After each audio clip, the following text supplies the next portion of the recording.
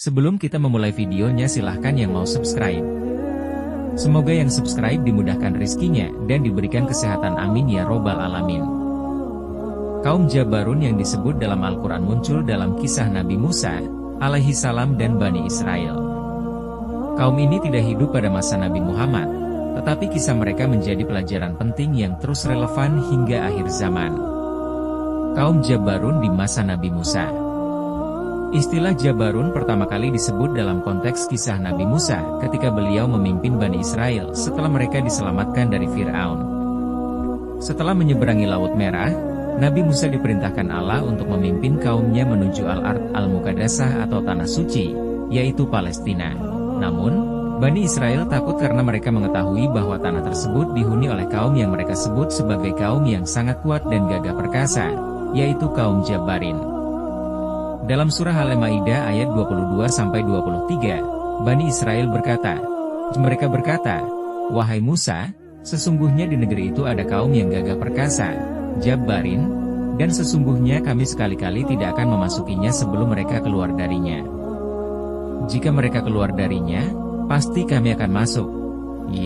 Kaum yang disebut Jabbarin ini adalah penduduk Kanaan, Palestina, yang dikenal dengan fisik yang kuat, kemampuan bertarung, dan kekejaman mereka. Sebagian ahli tafsir menyebut mereka sebagai bangsa Amalek, atau orang-orang Kanaan, yang berasal dari keturunan Et atau bangsa raksasa, meskipun tidak ada konsensus yang pasti. Sifat kaum Jabbarun. 1. Sombong dan angkuh. Mereka merasa kuat dan tidak takut kepada siapapun. Sifat ini membuat mereka menolak kebenaran dan lebih memilih menindas kaum yang lebih lemah. 2. Penindas dan zalim. Mereka terkenal menindas penduduk sekitar dan hidup dalam kemewahan yang tidak mereka syukuri. 3. Kuat secara fisik dan militer. Kekuatannya yang digambarkan oleh Bani Israel membuat mereka takut untuk menghadapi kaum ini meskipun Allah telah menjanjikan kemenangan jika mereka bertawakal kepadanya. Apa yang terjadi dengan kaum Jabbarun? Nabi Musa memotivasi kaumnya untuk bertawakal dan memasuki Tanah Suci, sebagaimana ayat berikut. Berkatalah dua orang di antara mereka yang takut kepada Allah dan telah diberi nikmat olehnya, serbulah mereka melalui pintu gerbang kota itu. Jika kamu memasukinya, niscaya kamu akan menang. Dan bertawakallah kepada Allah, jika kamu benar-benar orang yang beriman. Quran Surat Al-Maidah ayat 23. Namun, Bani Israel tetap menolak. Karena ketakutan dan pembangkangan mereka, Allah menghukum Bani Israel dengan menjadikan mereka tersesat di padang pasir selama 40 tahun, sebagaimana disebutkan dalam Quran Surat Al-Maidah ayat 26.